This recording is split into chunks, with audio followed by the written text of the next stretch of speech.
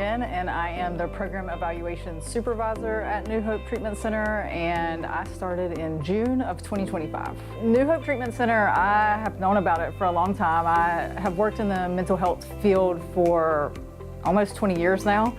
And so I'd done a lot of residential work and a lot of community-based services, and actually had made referrals to New Hope in the past.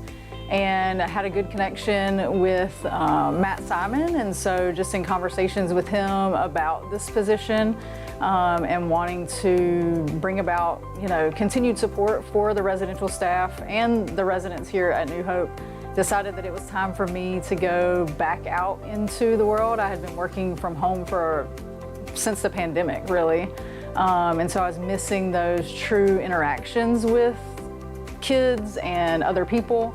And so it really just felt like a good opportunity for me to be able to go back into the residential world. That was my bread and butter from the jump. I found a lot of satisfaction in knowing that I was supporting kids in their out-of-home placement and trying to help them create new coping skills, build trust with other adults in their life, continue to work through their trauma to be able to return back home with their families. And so it just felt like a really good time and a good fit for me to go back into that space. And so that's really why I'm here. Yeah, the experience has been great. I was a little bit worried about coming onto the PQI team. I know that required a lot of stuff around being able to help support in different capacities, right? Like, we're looking at quality, but we're also trying to help coach people and support the residents as well. And so I was a little bit nervous about figuring out which hat to wear and when to wear it. But over the last 100 days that I've been here, I've had a lot of support, specifically from the PQI team. Joey's been a huge support as my direct supervisor, but then also leaning on to Satina, who's like my right-hand man, because she is the coach that I'm working with and helping to support the communities every day, and then also with Kai and just her leadership and teaching me more about the compliance side of things, as well as Matt Hembry. He's been a huge support too. He was one of the first people that I was able to actually meet and talk to, and so him explaining like what the role was and what it was going to look like kind of piqued my interest from the start.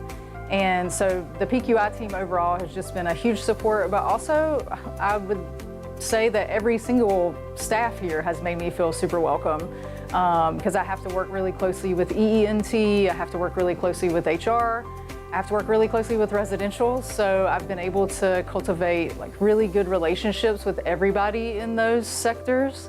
And so it's made my transition here super easy, because they've kind of just welcomed me into the family and made me feel welcome. The most fulfilling part so far has just been able to get new things started here. When I first came on, Nate, the executive director, was working to start a programming committee. And so that committee consisted of, some of the rec therapists, some of the therapists, teachers, and some residential staff. And so that committee has actually bloomed and blossomed into the supervisors have joined it. Rec therapy is still involved, and some of the therapists are still involved too, as well as teachers. And what we've been able to do with that over the course of the last 2 months has been pretty incredible, with being able to start clubs on the different communities and offering different activities for the residents to do, and truly just supporting the residential staff and being able to have the resources that they need to be able to do the activities with the residents too. Our safety committee has also started up since I've been here, and so that's truly us working on allowing the residents to have goals to work on every week as it pertains to their safety. And with that comes incentives, or with that comes resident of the week. And so we're finding ways to really highlight the positives instead of being so focused on the negatives or the behaviors. We're really trying to spin it and stay more focused on, the residents were able to maintain their safety goal for the week. And also just really celebrating the staff too. I'm working very closely with the Youth Advisory Board and Satina as well, and we've started recognizing staff that is coming directly from the residents themselves. And so that's been a true highlight too. What I envision is just continuing to move in that direction, where the focus is to continue to help the residents as they move through processing and working through their trauma and returning back out into the community, while also supporting the staff and making sure that the residential counselors, supervisors, team leads, that they have all the resources that they need to be successful. And to feel like when they walk through the doors that they have the support of other people who are rallying behind them, making sure that they have the modeling clay that they need, to the paper that they need, to be able to do different activities and lead the residents through different things to continue to help them grow and also develop good relationships with each other and the staff.